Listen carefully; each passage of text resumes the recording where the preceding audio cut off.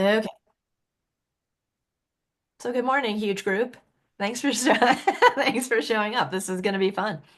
So this is January 5th, 2025. I think this is my third monthly thing that I've done here. Last month it was just me and one other person. I didn't record it because it was very informal since not many people showed up. So I'm taking that content that I prepared and we're going to do it today.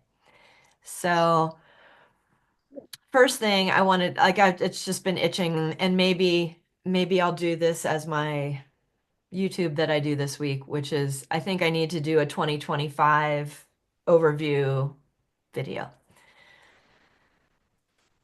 just to Hmm. show lightly what's going on this year, especially this spring, which I feel like is getting kind of crazy. Have either of you thought about it, looked at it? I've looked at A it little more just bit. I through know. feng shui than through astrology. Mm. But So how do you look at that through feng shui, Melanie? well, feng shui is basically, classical feng shui anyway, is basically astrology for your house. Mhm. And so the stars, like I have like the wealth star at my front door this year, and like so just like Oh, wow. remedy, like you remedy or enhance the different parts of your house to help the energy close, what you want, amplify what you want, minimize what you don't. Have you ever checked out Vastu Shastra? Yes, I have Robert Svoboda's book on it, and I have a couple of Vastu pyramids, and um, but like I don't know, my capacity to I want to know all of it, Kerry. If we can do a I Vastu, get if you it. can help me with the Vastu session, I'm all into it. Well, I'm not an expert on Vastu, but Vastu it's like the Vedic form of feng shui, Mary, if Yeah, you haven't checked it out. But it's like I don't know. I find with feng shui and Vastu and all those things, like there's rules and but I seem to take those rules more as guidelines because I have a chart. My house is in a different environment. It's like it's hard to know exactly. And then also, feng shui and vastu don't totally overlap. yeah. No, it's hard to yeah, and but I will say the one thing I do out of feng shui because there's a lot that I mean there's always more that you could do, but it has taught me how much Mars and fire that I have. Like if I try to remedy uh, or if I have too much red in my house or too much red clothing, like Hmm. I cut and burn myself. Like bad, Oh, like it's interesting. like I've learned to like, and left to my own devices, I would paint all of my walls red and my ceilings gold or silver, maybe a few purple walls here and there. But like, I love that kind, but I've learned to like, red is an accent color, not a primary color in my Right, life. right. And there's a remedy called a 5 element pagoda that remedies the calamity star, and I swear my life is like that thing works silly well. So I have two of them. I have a big one that stays where the calamity star is for the year, and I have a small one that I move as the star moves every month. So So, Where do you and learn I about think, this? what's that? What, the Mary? I don't know anything about health Oh, yeah. oh stars and Katie Well, Katie Weber is my person, or Red Lotus Letter is her website, and she has a like you can buy her like all the PDFs, and then she's got a Facebook group, so it's a to help support you. And she'll do one-on-ones too if you want to do that. But well, maybe maybe one of these sessions we can do like an astrology and vastu thing.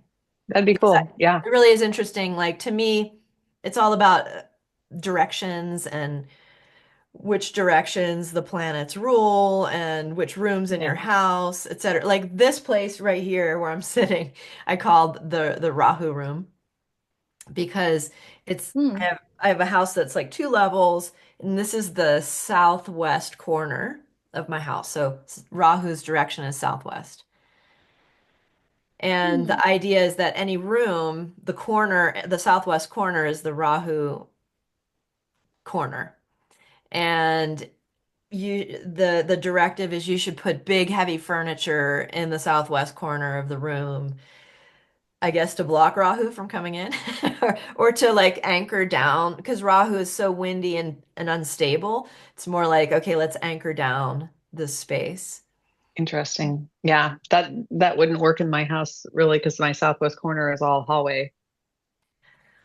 Yep. And so that's the thing is like each of our houses Yeah. is different. Hi, Bina. Hi. Each of our houses is different. The environment's different. Like, Hmm. for example, the center of the house is like the Jupiter space. And like my center of my house is like bathrooms and stairways and washing machines. Like that all of the that is placed in the center of my house. So what to do, right? So there's not like a black and white thing, which is same with astrology. So anyway, cool. I want to let's look at though. I want to show us March 29th, 2025. I want us to just understand like what we're coming up on here in the near future. So I'm going to share my screen. We're just going to take a look at this. Right now, this is Matt Damon because he's one of my relationship charts. But hold on, let me get this one. Okay, you guys are gonna have to endure the South and well, no, maybe I'll do it. I'll go back to that other page. Hold on. D Who likes North Indian? Anyone? No? Okay.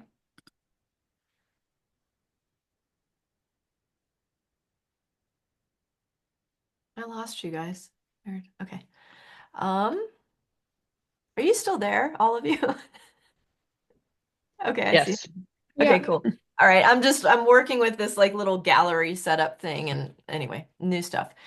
All right, so this is right now. So let me just fast forward us to the 29th of, this is 29th of March, 2025.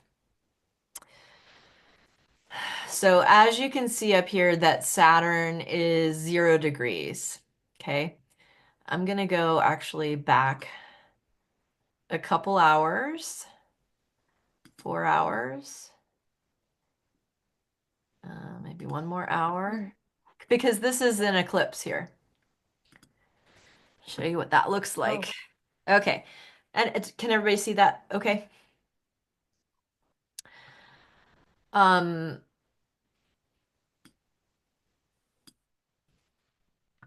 all right. So this is whatever, 4:56 a.m. where I live in Colorado, right around when this eclipse occurs. So this is a when the moon and sun are together, new moon, that would be a solar eclipse. So we're looking at a solar eclipse. For me, it'll be nighttime already, so I won't see that. Somebody on the East Coast might be able to see this though. But I find this really kind of intense. I found myself today going, huh, has there ever been a time in history when we had Saturn in Aquarius and Rahu in Pisces, and then Saturn's going to go into Pisces and Rahu's going to go into Aquarius for about a year and a half that we're going to have, anyway, that setup. Um, the closest I could find was like 1876, 1877, 1878. And it wasn't even exactly that. It was Saturn and Rahu together in Aquarius. So, yeah, you can go look at history and see what happened during that time. Um, but this is us. This is us in a couple months. And I get a lot of people who know a little bit about astrology are concerned. They're asking me, and I'm not sure what I'm gonna do. You know, for Gemini rising, honestly, this seems like a pretty awesome upcoming year. So I guess watch out, world. Melanie and I are coming for you. But here's this day. Okay, so we have this eclipse. look at the degrees of Rahu, Venus, and Mercury. Venus is retrograde at 4 degrees, 5 degrees. Rahu's retrograde at about 4 degrees, and Mercury's retrograde at 6, 7 degrees. So these are all within the first 10 degrees of Pisces. That's a stack up for sure. And then right in the middle of Pisces, we're having the moon and sun combined. So you can see that if I advance by 1 hour at a time, 4 hours later, Saturn moves in. So we have this huge glob in Pisces. That's also going to set up a, so this is an interesting thing. Saturn and Rahu being together, they are the co-rulers of Aquarius. And they're going to be moving from Aquarius, or they're going to be in Pisces. So let's say, for example, if you're a Gemini, these are the ninth house rulers combined and being in your 10th house. And that's going to be for about 6 weeks. Saturn and Rahu will be here together through about mid-May, because by mid-May, that's when Rahu will start slipping back into Aquarius. And by end of May, true node and mean node will have both changed, and we'll have Aquarius here for a year and a half. And then rewind in time when we have these two, Saturn and Rahu, here in Pisces for about 6 weeks. Saturn gets to aspect Jupiter again, which was we were all enduring this Saturn Jupiter smash up for like 4.5 years, from 2020 through midway through last year. And I'm not a big financial guy, but the economy did really jump. The markets jumped up when Jupiter escaped Saturn's aspect. So April through mid-May, we're going to have Saturn aspecting Jupiter again, just for that 6 weeks. And then, here, let me just go forward 30 days here. So this will be by the end of May, Jupiter is moving into Gemini, and Rahu will be ready to jump back here. So by end of May, Jupiter's out of Saturn's grasp again. Rahu will move out of here, and lovely exalted Venus, pretty much at the exaltation degree, will be happening. So anyway, I just feel like that's a lot. It's going to affect every single person in every single way. And yeah, so that's that. Anybody have any thoughts about these things? When does Jupiter move out of Taurus? Taurus? Yeah. I think it's literally that day, like the 28th, 20, 26th, 27th, 28th, somewhere in the last week of May. Of No, May. Okay. no, no, no, I'm lying. It's the Seems 14th like of it May. It's the 14th. 14th. Okay. Yep. Yeah. So that's that 6 week period where Saturn comes into Pisces, aspects Jupiter. So right after this big eclipse and things like that. So I think that eclipse is on my sidereal midheaven. yeah, I think you're right. So, it's kind of like, wow, what do we do with all of that? What are we gonna eclipse if we can? So we don't have to have answers. I'm just putting it on your radar. Think about it. Like, how is that? How can you use that? This is astrology hackers, right? So we're here to be um, not afraid of these things. That's my I feeling, feel is the that it same makes for me me. sad when people get so anxious and so afraid of upcoming transits. I don't want any of us hiding in our house, you know. Um, so it's like, well, as a hacker, what can we do?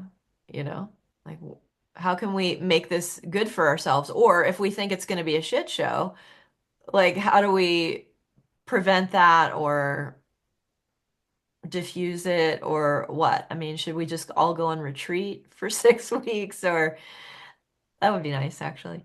Um, I don't know. My sun and moon are right there, so it feels big for me. Yeah, it is big for My you, I fifth think, house. Mary. Yeah. And I mean, that's your fifth house. So creative issue, romance, all the fifth kids, something your kid's doing pretty good right now, it seems like. So it's like, um, Mhm. and I don't think eclipses always have to be negative. Look at the royal family of Britain. I mean, a lot of them are born during eclipses. Donald Trump was born during an eclipse. I don't know how auspicious that is, but I'm just saying, like, it's not like it's always bad. But I find it interesting that it's all happening with this exalted retrograde Venus. So it does seem like, there's relationship considerations. So, and Hmm. especially right now, with Saturn and Venus are right now in Aquarius. So, Melanie's ninth house, Mary's fourth house. So um my feeling is Saturn is last few months in Aquarius until 28 years or so from now. Saturn makes us think about what we've done, what we're going to do very slowly through the long term. Venus and Saturn together right now to me seems like a big decision point for relationships or businesses or long-term creative projects. It's like how do I want to invest my time and with whom and for what? It seems really big right now. Kerry, I just left 20 years of my Venus cycle squaring my Saturn, like, and I have to come back. So wait, tell me more about that. Oh, well, so in my chart, I Yeah. basically have my Venus squares my Saturn. Oh, okay. So like it's this very weird, like all these limits on what I love and what I desire, or like it, like like the task mastering of Venus. Is It, Saturn in your ninth house? no, it's in my 11th house. Oh, okay, so it's in So Aries. Venus, well, I have to think about how it shows up in Vedic, and Venus is in my 8th house, and yeah, it Okay. should stay. So Venus is in Capricorn, Saturn is in Hmm. Aries. No, my Venus actually stays actually it might be in my 9th house because in Vedic it stays, let me pull, hold on. Because my Venus stays in Aquarius with both. Oh, okay, so it's like a late degree, early degree thing. Yeah, Um, so you're having a Venus return, basically then, if it's in Aquarius. yeah. Hmm. Yeah, so if you're a creative person and there's a lot of projects to do and a lot of things to create, I think this Venus Saturn conjunction is an opportunity to say, all right, like I can't do everything. Which projects do I really want to make time for? And which ones seem like the most long-term gain oriented, especially because if is Saturn in your 11th house, Melanie, in Vedic? Yeah. And so Venus is in 9th. Yeah. The ninth. So they're not exactly squared. Maybe by degree they're pretty close to By degree, they are more, yeah, but by house, yeah, yeah. I guess, yeah. Um, so yeah, it's that kind of like, what am I gonna do? Is this relationship worth it? How much do I want to invest in this? Is this is this book that I'm writing worth it? How long do I want to try to make it work? That kind of thing. So that's happening right now. And then Venus is going to move into Pisces and Hmm. kind of get going with Rahu. So it's like we could flame something up with Venus. We could get something going with Venus going in and joining Rahu. And then by the end of March, Saturn comes in. So it might be that kind of reminder of like, hey, remember back in January when you were making that list and you decided to like budget out this much time and this much energy for that project or relationship, and then you did it. I'm sorry, Venus went into Rahu and you tried something. So maybe this is a testing ground when we're looking at like January and February of like, all right, let's try this. And then Saturn's going to come in at the end of March, uh, and maybe bring some reality in, which might be like, oh, whoops, I got to back How out far here. forward Or does, go ahead, Mary. What? how far forward does Venus go, and when does it go retrograde? Here, I'll show you.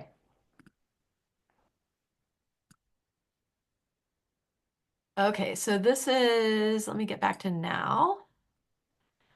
All right, so this is January. We're just gonna go week by week. All right, so I'll clock off. Okay.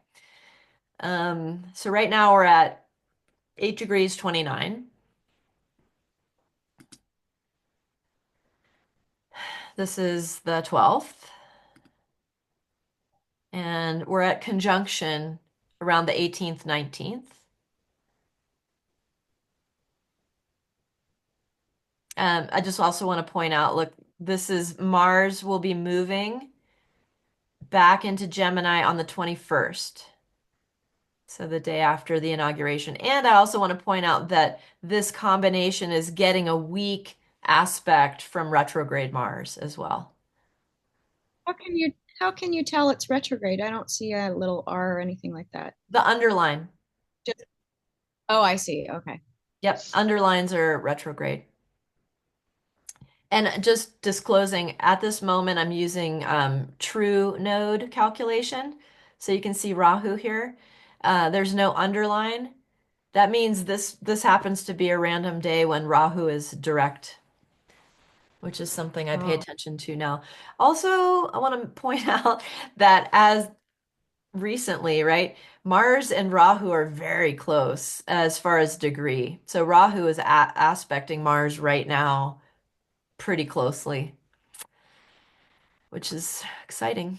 All right, so then we're at January 26th. Venus is at 29 degrees. I think it's 2 more days or so that Venus, I'm going one day at a time now. Yep, so it's on the 28th. Venus will join Rahu,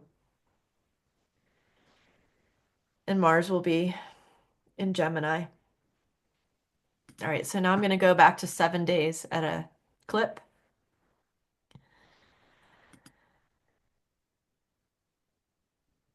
This is the 11th. This is the 18th. Direct Venus still.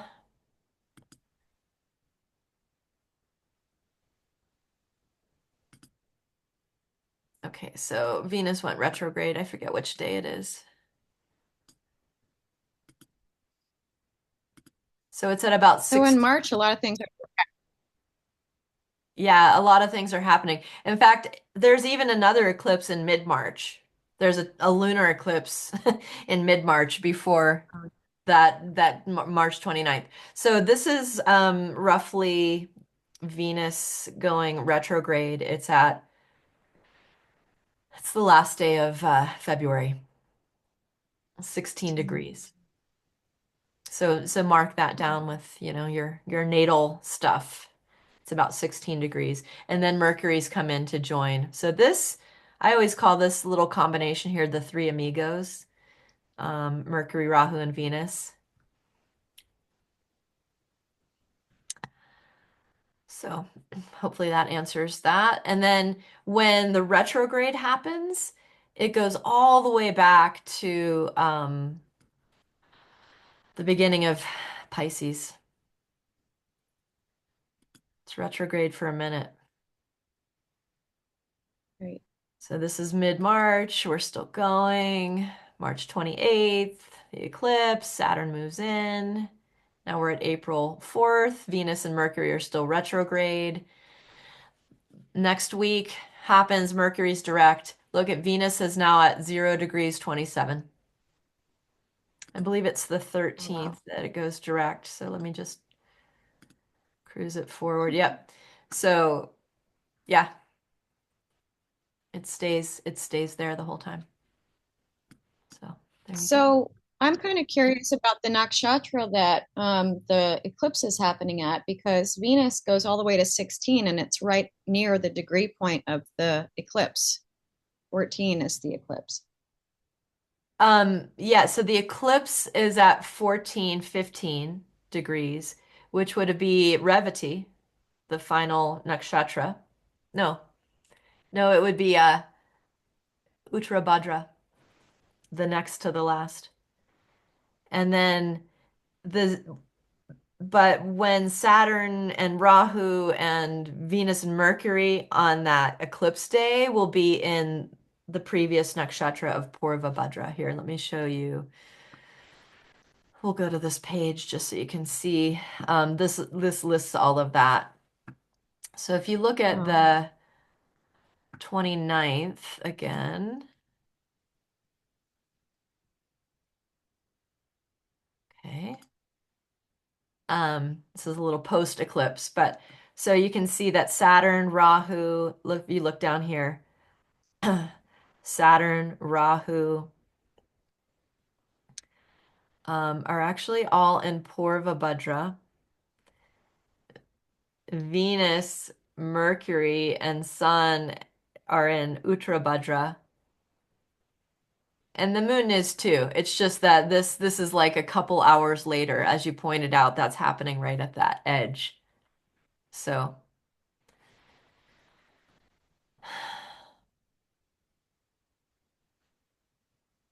we'll have to do some nakshatra classes too, because they're so fun. can you recommend a good book about the nakshatras, Kerry? Dennis Harness Nakshatra's book is great. It's pretty good. Um, what is that weird guy's name? Hold on, I'm looking. This one, oh I yeah, have Trivedi. This guy's a little like crop circle-ish for me, but this is a really good book. 727 Celestial Portals by Prash Trivedi. He also has a Rahu Ketu book that's really good. Have you guys heard of this guy? You haven't run across him? Mm-mm. He's Indian, but English kind of. And I read these two books a long time ago, and they're lovely. But the Nakshatras book, let me show you that. I like how I have my little library right here. So this is Dennis Harness Nakshatras. It's little, it's good. Like each one has a little section, and then at the end, there's this whole compatibility thing. And I'd probably get this one first. Mm, okay. So, yeah. Um, okay, somebody chatted something. Who was it? Yeah. Melanie says eclipses are amazing for Donald Trump. Yeah, they seem to be, right? And he was born that way. Um, um, just saying though, um, all of that's happening in his eighth house. Debts, Hmm. death. I don't know. Let's see. Um, my after right after the election, my initial feeling was I don't think he's even going to make it to the inauguration. But that's coming up pretty soon, so we'll see. Um, it's a whole different, political commentary is a whole different thing. Okay, you guys want to check out my relationship stuff that I put together? Let's see. Yeah. Okay, let me make sure I know how to do this. Cool. All right, I'm gonna screen share with my PowerPoint. Okay, you guys see that? Um, okay. Boop. All right, I can't see you guys so much anymore, but you both of you have probably talked to me, and Bina too, if you're still there, have talked to me enough to hear my little theory about relationships. And our the last thing we did on relationships in November, I will try to get you guys that link so you can take a look at it. Uh, but the basic big energy of relationship is the opposition. So when we look at somebody's chart and we're wanting to know what our relationship with them is going to be like, um, that's the first thing to do is look at that first house and the seventh house. Now, when we say the first house, we can say the rising sign because if we have that information, but we can look from anything, like the moon, for example. We can take the moon as the first house and look at that. And in fact, if we're going to compare two charts to see how we're going to get along with somebody, we should. That the first meeting we did, we talked about synastry. So, we can analyze the how do the two people's Mercuries go together, and how do the moons go together, and how does Venuses go together, and that way we can really really dig into all the different aspects of how we're going to relate to somebody else.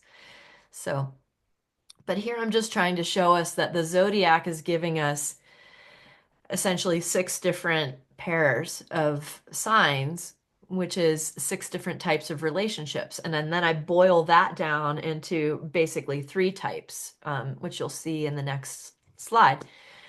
So why is the first and seventh house so big?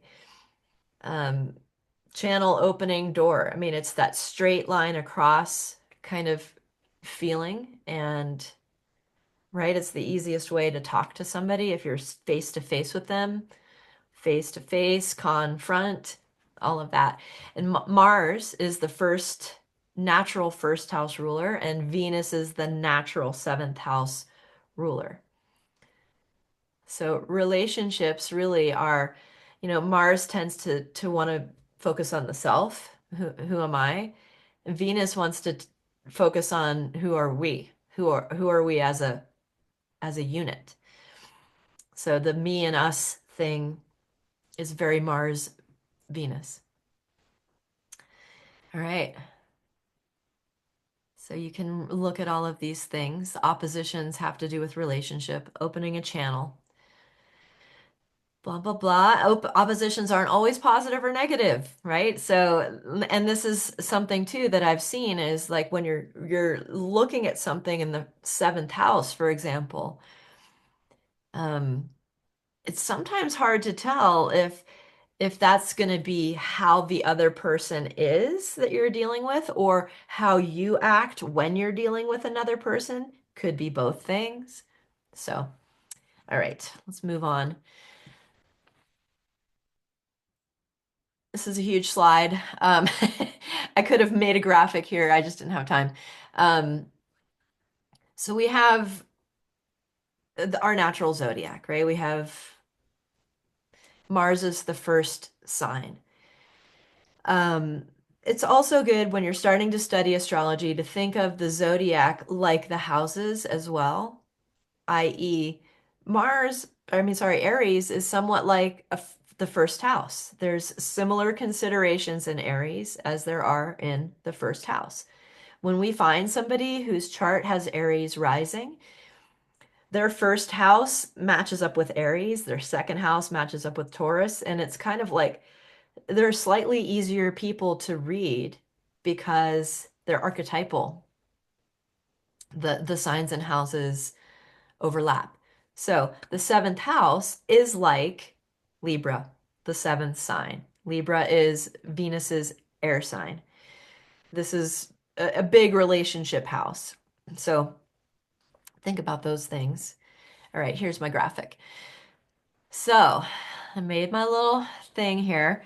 Um, Oops. Hey. All right. Sorry about that. So I haven't marked the signs here. I'm challenging you all, but this Aries is always here, first sign of the zodiac. So then we go around. And so what I've done here is I've just put in the rulers of the signs. And what you can do is you see that if you draw a line between Libra and Aries, we're having a Venus-Mars thing. Same thing with Taurus, we're having Venus and Mars. Technically, K2 sort of lives here too in Scorpio. This is Scorpio. So Venus-Mars is one of the types. They happen to be all of these signs here. And think about too the modalities of the signs. I don't have this written down too.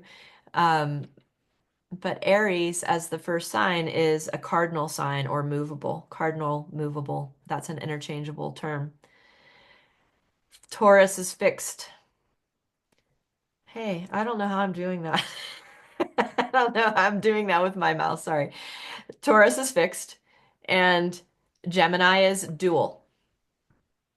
And then we start over. This is movable and this is fixed and this is dual, etc. It keeps going around. So the thing is with Venus and Mars relationships, we're only dealing with cardinal and fixed signs, no dual signs. So often, so you're going to have one side of the equation be fixed and one side be movable. That sounds fun. It sounds dramatic, right? There's a big push-pull, it feels like, with Venus-Mars type of relationships. So, and then so that's set one. The second set are all of the dual signs, all in one bucket, which is Gemini, Virgo, Sagittarius, and Pisces. Those are the corner signs in the South Indian chakra. So, um, Mercury, Jupiter. And they're all dual. It's a whole different ball game. There's no pushing and pulling. There's a lot of merry-go-rounding, I think. And you get that two sets of that. And then the third is when we get to Cancer and Leo, the opposites are Saturn's signs. So you get the luminaries and then versus Saturn. So kind of a light dark thing. Interesting. And same vibe as the Mars Venus because these two signs are cardinal and fixed, and these are cardinal and fixed. So again, that sort of push-pull. And even if you're let's say a Leo rising, that might be your main, study as a soul in this life is like the Leo Aquarius axis thing. But it's likely that you have moon in some other sign, and from that point of view, you're going to be studying relationships in that vein. So, for example, you have a Virgo rising. The main study for you is this Jupiter-Mercury dynamic, even at work. Like, because if you're a Virgo rising, your work, 10th house, is also Venus-Jupiter. So it's big. Now with siblings, for example, if you're a Virgo rising, the siblings are third house. So with your siblings, there might be more of a push-pull kind of thing. So we get to do all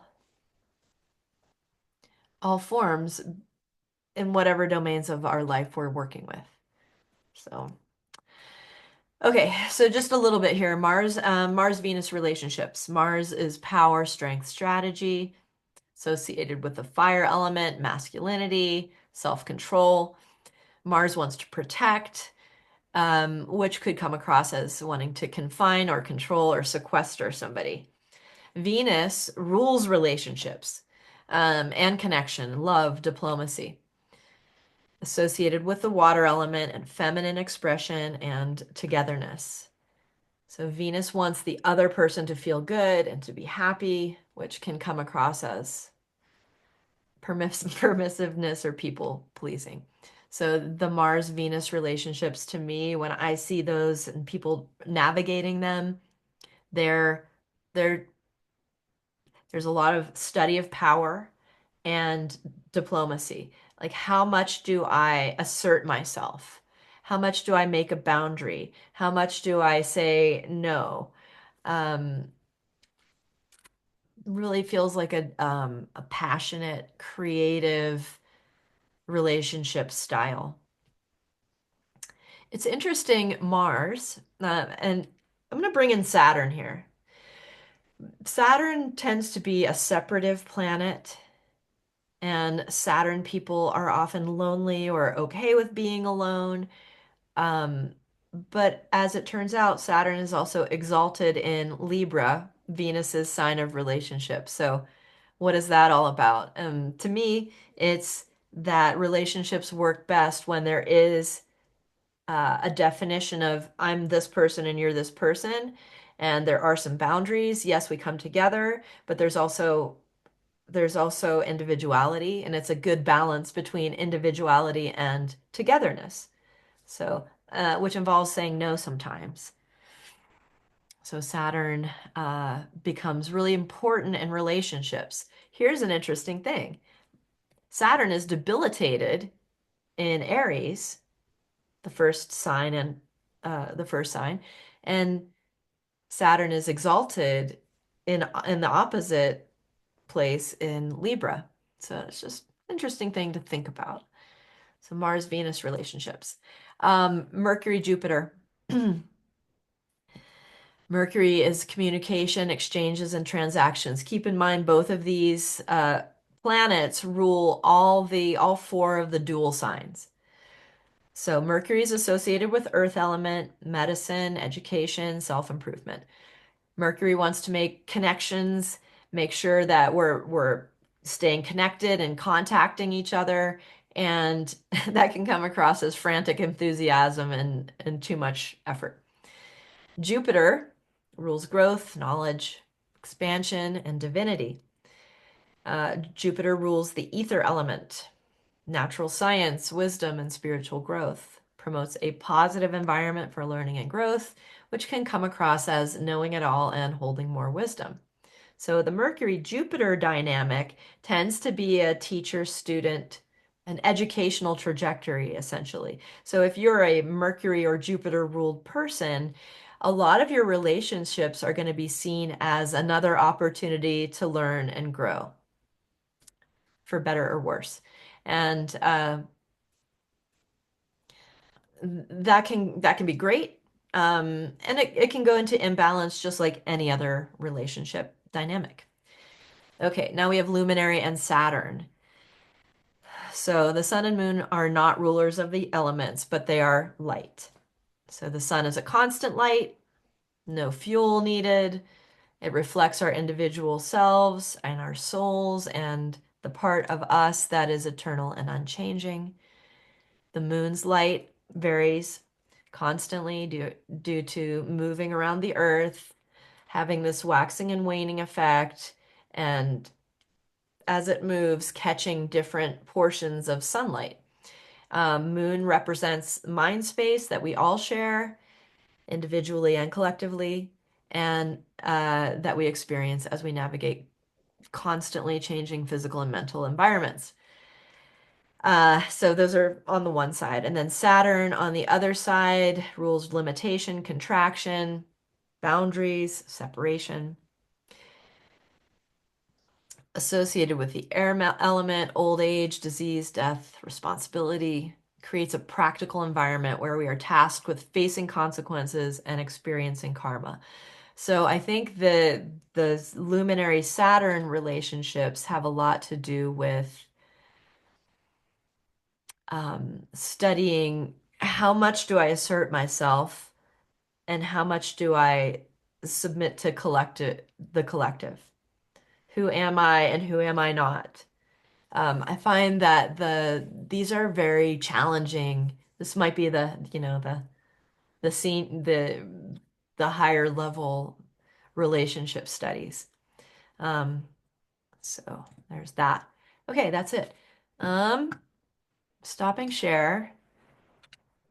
Um, I still have to practice more with my I'm just gonna shut that off. Okay. Um, I saw things happening like chats or I don't know what. Did you raise your hand? Is that what you're doing? Okay, that's weird. There's like little things that came up like Melanie.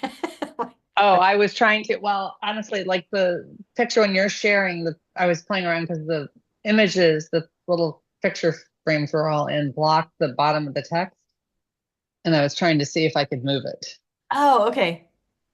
Cool. All right, I'll try to work on that too. I might need some Zoom practice. I might have to get on with one of you people and play around. So, okay, cool. So that was the little, just a few slides I had together there. So, any thoughts, questions on that? I have charts we're going to look at, and I can't believe an hour's almost up, but okay. So I'm just gonna, I pulled out a few charts. I was looking for famous folks. We can't look at all the ones I picked out. Um, but let's try to get like one of each of the styles. Okay. I'm gonna share with you this. And we've got poor dear Amy Winehouse.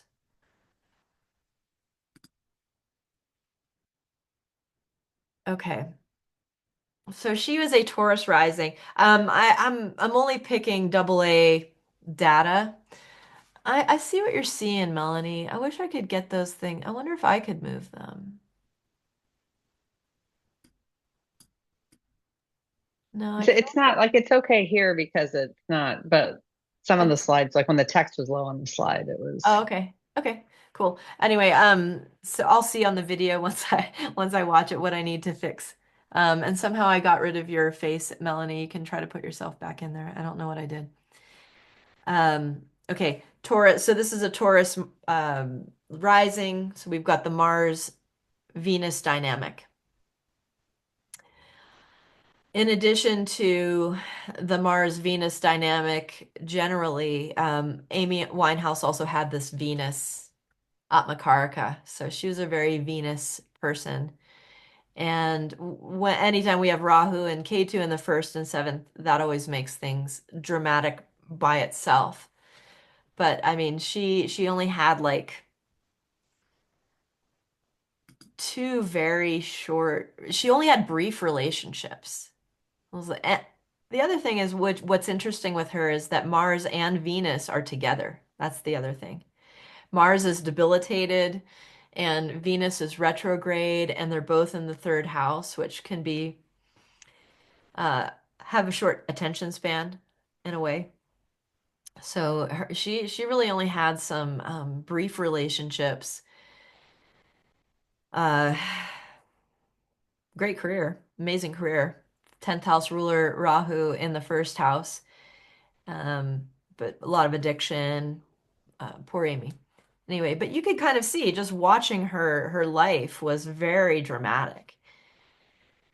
So, anyway, that's a kind of a typical. Now, does every Taurus rising person have a life like Amy Winehouse? No. Not everyone does. I was just trying to pick notable famous folks. So, all right. That covers Mars, Venus for now, but you can see like there's a lot of drama with this person. Okay. Let's do Virgo rising. My man, Sidney Poitier. Oh wait, I already have him open. Hold on. Does everybody know who Sidney Poitier was? I think it's just me and you, whoever's left there, Mary. Yeah, I'm still here. I don't know why my photo went to the top of the screen, but I can't do I anything did about something it. and I'm sorry. I don't know how to fix it. Okay, so Sidney Poitier. He was a really interesting performer. Again, you can see the performance with the Rahu 10th house thing. But he was a Virgo rising. Um, his story was he just died in 2022. He was a really old guy when he died. And so he was married twice. Okay. This is the Mercury Jupiter. thing. I do want to point out that the planets in these signs are going to modify things, obviously. But when we're studying, let's say, a Gemini rising or a Virgo rising and their relationships, we want to identify where is Mercury and Jupiter, because those are the ruling planets. Just like Amy Winehouse, Sidney Poitier has Jupiter and Mercury conjoined with the sun in this case. So he was married pretty young. He got married like his first marriage was essentially his Jupiter period. He got married in 1950 and then divorced in 1965. So essentially his first marriage was Jupiter, which is the ruler of his seventh house. He had four kids during that marriage. And then, without judgment, Sidney Poitier started a relationship in 1959 during Jupiter Venus with um, Diane Carroll. She was an actress from Canada. And he was with her for like 7 or 8 years. So that non-marriage spanned his, the end of his first marriage. And then um he got married again in I forget what, but for the rest of his life, like somewhere in the early 70s or late 60s, sort of somewhere around the Saturn Mercury, I think, he got married again for the rest of his life. So Saturn is a long-term thing. So he was married to the third marriage for the rest of his life, and he had two kids in that marriage. So essentially, like, I don't know. I didn't know Sidney Poitier, sadly. But funny enough, one of my favorite movies with him is called To Sir with Love, where he played this teacher. And yeah, it's a good movie. But it's just interesting, like this seems a little bit more rocky at the beginning. Like it's almost like, wow, this kid found somebody he married at 24 years old, 23 years old, very young. But you can see how set up for a relationship this guy is. Not only does he have the two rulers combined over here, he's got Venus and Moon opposite from each other. So, like, I think in every way, this guy would have been quite a lover, even though it was a Jupiter Mercury sort of trajectory that he was on. So, Sydney. All right, one more. We'll look at one more. Let's do, okay, let's do our friend, a little bit younger guy, Justin Timberlake.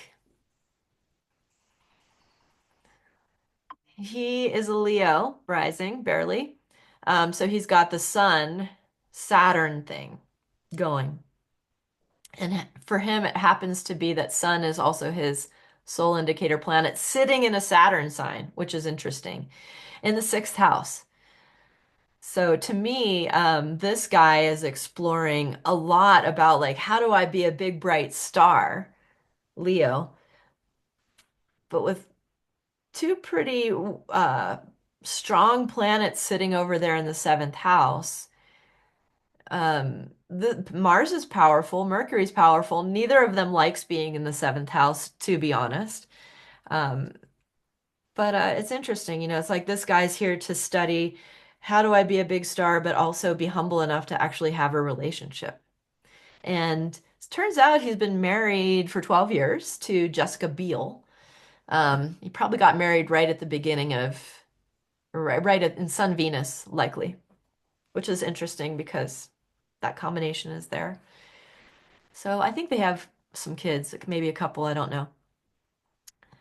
But to be fair, I didn't get Jessica Biel's info put into this computer, but she has a Scorpio rising. So that was an interesting thing to see how the two of them are working out. We could even look at their two of their charts. It's an interesting study. So, um, But again, like I'm just starting with the rising signs. We could repeat this whole thing with the moons. We could go into the moons and see what oppositions they are. Like for him, he's got the Jupiter Mercury thing on the moon with the moon.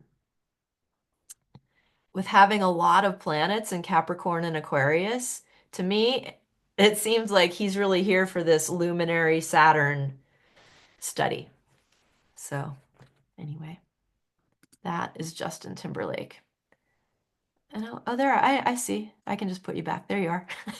Put Mary over here, Kerry over here, Melanie over here. Everybody else is gone.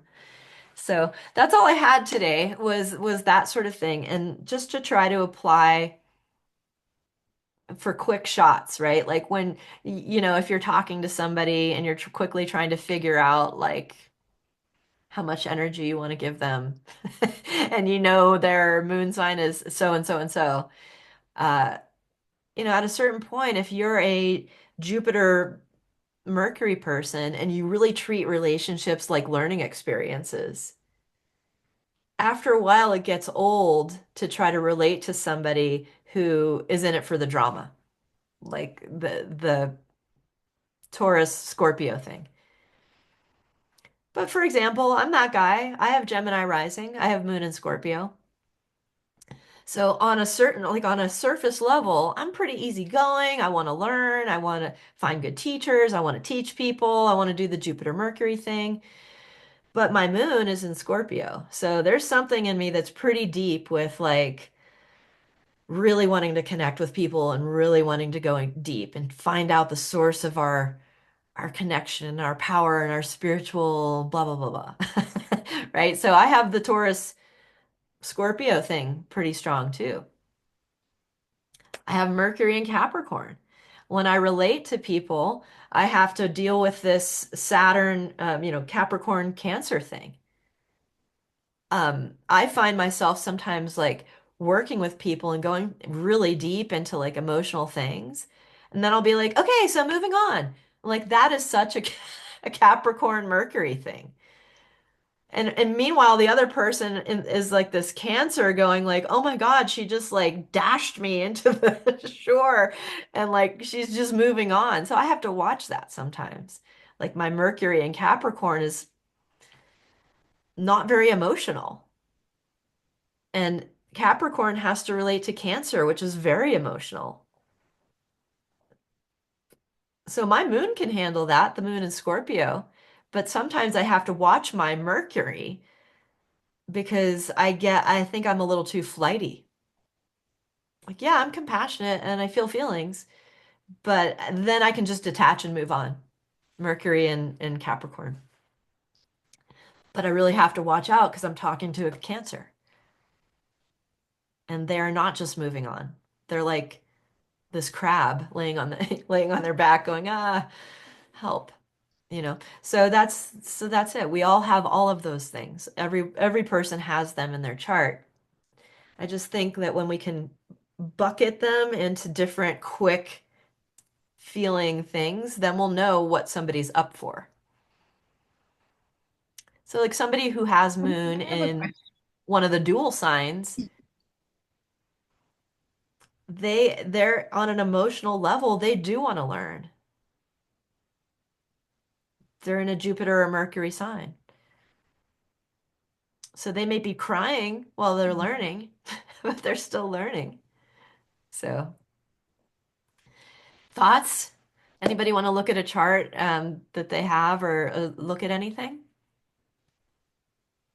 Yeah, I have a question. Okay. What do you think would be the defining difference between the Saturn moon and the Saturn sun? Because they're both luminaries, but they're Yeah. obviously so different. Like you were speaking of the moon one, but I Yeah. have a lot of Saturn sun, and really in my relationship, I see, that's definitely an element. So both of them are hard in different ways. I think that the Hmm. Saturn Sun, which there is the story of the Saturn and Sun being enemies, like they're enemies, and Saturn is the offspring of the Sun of the Sun, yet they're enemies. There's this Yeah. rejection thing. So on an archetypal level, it's an ego study more because the sun is the Mhm. ahamkar, the ego, and Saturn is the okay, you're you, but you're also going to die and move out of this world. So I mean, that's the tussle between the sun and Saturn because the sun needs to be strong enough to say, "Hey, I'm this person and I'm worth it," but not too strong that we're better than you. I'm better than you. So I think Saturn Sun is a little bit more of an ego study. And then the Saturn Moon is more of an emotional study, more of a vulnerability study. And maybe mental, emotional, how attached am I to my emotions? How affected am I in relationship by the other person's emotions? Do you think that tracks for you, Mary? Yeah, I think it gives me a little clarity of where some of the issues come up in my current relationship. So I have all those planets in Leo, and then Logan has Mars and Taurus. I mean, sorry, rising sign in Taurus. I mean, I'm sorry. My rising signs, I'm getting all confused in my head. My rising sign Scorpio. He's got Mars and Taurus. So that's the Mars and Venus relationship. Yep. But I have all those planets in Leo, and his seventh house and his rising sign is in Right. Aquarius. Yeah. So he's got this like control, like I've got it all under control thing. And I'm over here that's like, no, I'm doing my own thing, dude. Like, and he's like, whoa. Like, I mean, I feel like it's sort of like it shows where we have some contention in our relationship, but it's also at the very core of our relationship, and it's what attracts us and keeps us together. And obviously the Leo is really relevant. It's really important for me. It's my purpose in my 10th house. And then the Scorpio is his 10th house. So it's just kind of an interesting, Yeah. It is interesting. it seems And like I think the Sun challenging. Saturn thing too, like themes of independence come up a lot. Like how much do you want to do together and how much do I want to be a soul, free agent but also connected. It gets complicated because the Sun is very independent. Leo is very independent. Yeah.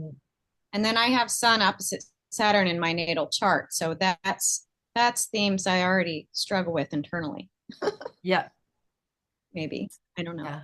So what do you think is the answer then for you? Like what needs to be stronger in you, Saturn or Sun?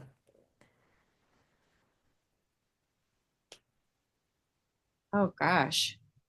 You don't have to answer it. Maybe it's a point of just thinking, you know?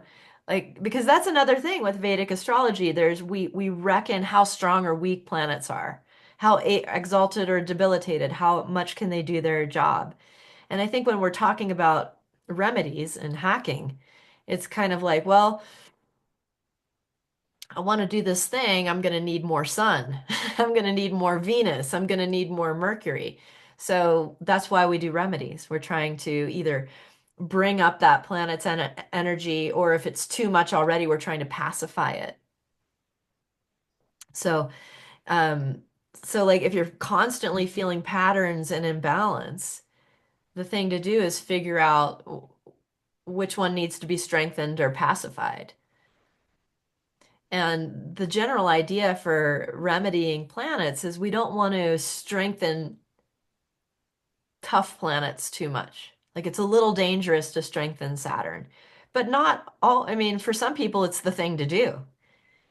For other people, rather than strengthening Saturn, we might want to strengthen something that supports Saturn so that, we don't end up by ourselves on a mountaintop, like all alone, like in a Saturn kind of way. So think about it, like if this is an imbalance that keeps happening, do you need to make Sun a little stronger?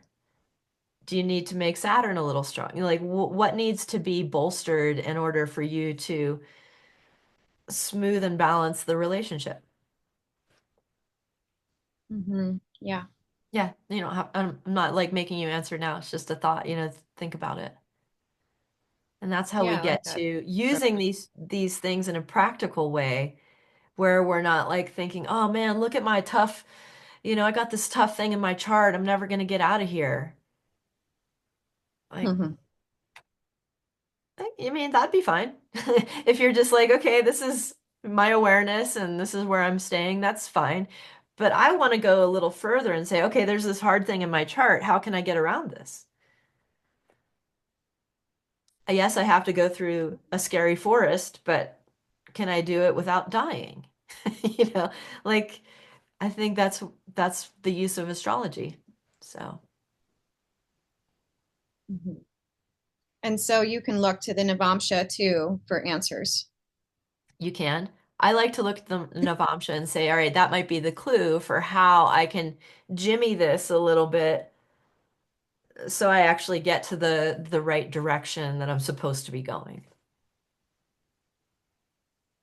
So like if you Mhm. decided Mary, okay, I want to strengthen the sun. All those planets in Leo, they're just confused. I don't know what to do with them. But the sun is the ruler of that house, and he'll be the one to settle it out. So, like, what would be a remedy for strengthening the sun, right? There's a lot. I'm not, just having you think about it. And then you could also go to the sun in the Navamsha and study how is it in the D1 versus in the Navamsha, and maybe that gives you a clue about how to strengthen that sun. Mhm.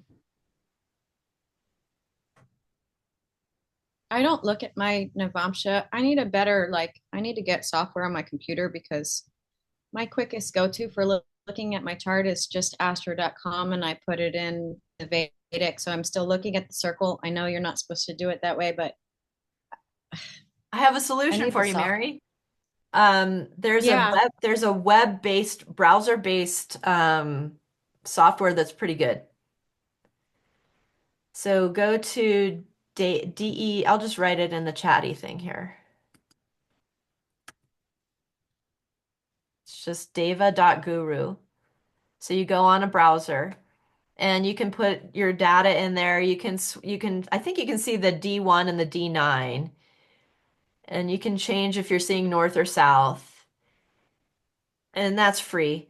And then it's not very expensive. You could get the first tier. I don't know how much it costs. Um, but it allows you to save some charts and see more of the divisional charts. But for now, you could just try that, and that'll at least give you the Vedic charts. Yeah. Okay. Awesome. Thank you. I think you told me that before and I forgot. Melanie, do you have software? I do. I have Parashara's light. Okay. Um, I'm not very, I'm not, I'm not super skilled at using it. Or like but some of that's just the frequency with which I often, if I get overwhelmed by the Vedic chart, I just go look at a sidereal chart because I feel more confident in looking at that Yeah. Yeah. So format. that But could be another thing we work on here is using software. yeah, Because there's Mhm. so many, it's just there's so much you can do and so much you probably don't need to do. And all the little settings that you have to choose to make your chart right and all of that. So that could also be another thing that we can do. Um, Is there like an overlay chart for two people where you can do it within that format? um, yes. Yes, I think like I use Sri Jyoti Star and I also have Parashara's Light. I've used Sri Jyoti Star for so long that it's easier for me. And in that I can open up native 1 and native 2 and have like side by side charts. So you can see them side by side, which is helpful. Okay. Because And I think Parashara's Light does that too. I'm not as I think it does proficient. side by side. I did it last time, like the very first class you did, and then I can't figure out how to do it now that I'm in it I love that. again. I'm glad I'm not the only one. But the and there's I not just ever but anything such as, I'm sorry, go ahead. Oh, no, no, no, go ahead. Oh, I was just going to say there's not ever such a thing as composite chart in Vedic, but in Western astrology, they consider that really important. Yeah. So, Mary, what I do is go to astro.com and switch to sidereal and then the Lahiri That's what I've been chart. doing. Yeah. And then you can do a synastry chart that way. You can switch it to whole signs and then you can put the two charts together. Maybe that would be a good thing Right. to do for the next meeting is to try to use Parashara's light to achieve that. That Because would be you awesome. Yeah. already have Parashara's light. And Yeah. I hate to say it, but it's probably the one I would recommend to buy if you wanted to invest in something like that. I do love Sri Jyoti Star, but um, I don't have a lot. I don't want to say anything on a recording. Okay. So I just feel like that Parashara's Light might have a younger team who is going to be developing it for longer. Well, my Hmm. challenge in finding any software at all was that I have a Mac and a lot of it is not geared, Yeah. like yours is not available on Mac. So, Right. And I have a Mac, but I'm using Crossover to run it, uh, which is another layer of complication. yeah. So Parashara's Light runs on Mac. So Okay, cool. that's why I invested in that, I don't know, some years back as a backup system for me. Yeah. Um, all right, so possible for next time would be like a software kind of session where we can look at different, even just like how do we do synastry in these softwares? What's the best we have?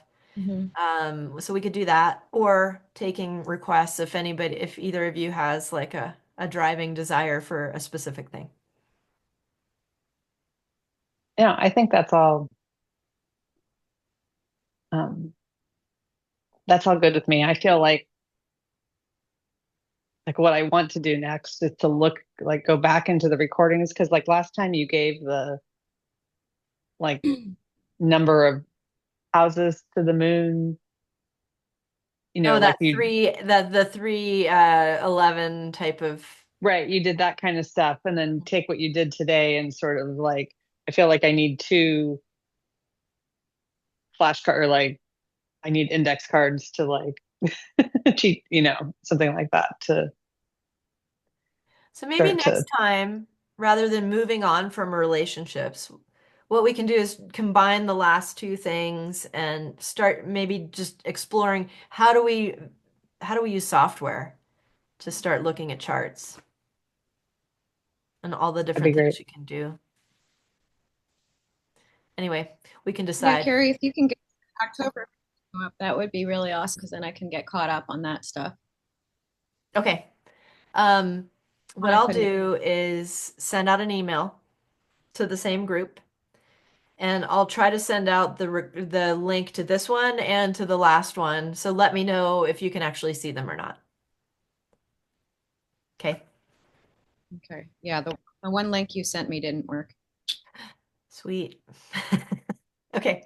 What happened? Did it just say you're not allowed to see this or?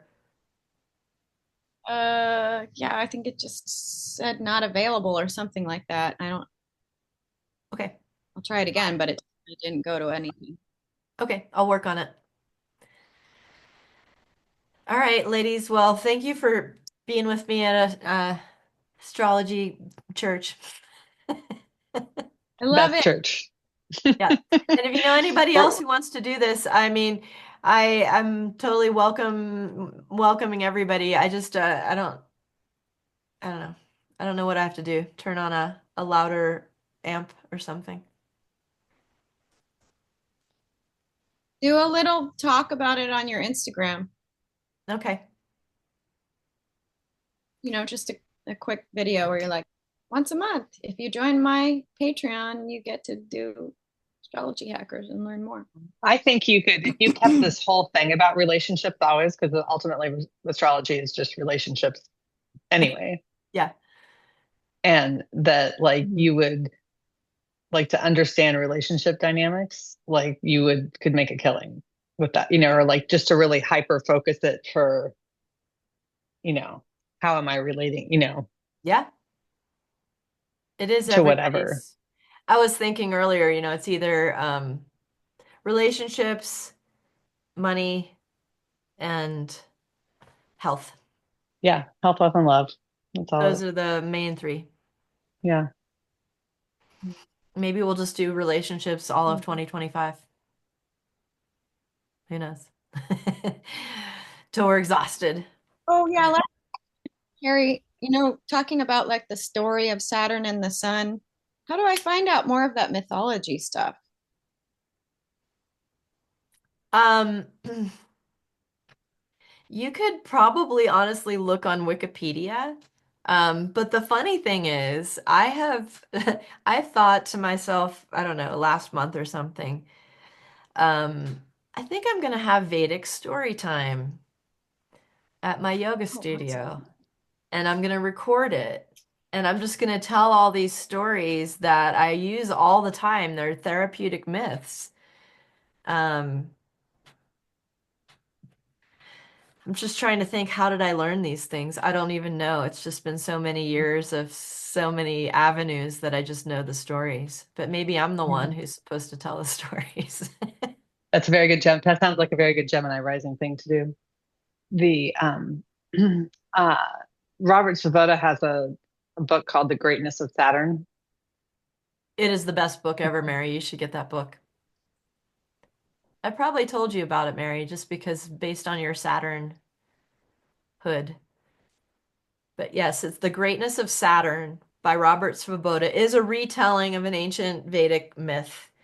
And it's about this King Vikram of Aditya and what happens to him. So it's about Saturn, but it's all the planets are, there's a lot of stories in there about all the planets. So that's a good one. Yeah, I think if you did that telling stories and put it up on podcasts, you would get some listeners for sure. That's what I like to go to sleep to is listening to podcasts. And I always wish there was one that was like stories, more Oh, stories. that would be Mhm. so easy for me. Mhm. Okay. Inspired, inspired. That would be so easy for me to do. Okay. You're good at telling stories. Thank you. Thank you. Okay, cool. So much to do. So little time. Like what was the question we started with? Is it what's important? Yeah, exactly. Remember, What do you Venus want and to do? Saturn are together right now. It's really good to figure out like what creative things we're going to be running toward Yeah. this year. Yeah. So, all Awesome. right. Well, All right. next month, about a month, so first Sunday next month, if you can make it, I'd be happy to see you and maybe we can gather more folks. So, thank Absolutely. you. Thank Thank you you so so much. much. Sounds Happy good. Thank you, Sunday. Carrie. Hack Okay. on. Bye. Okay, bye guys.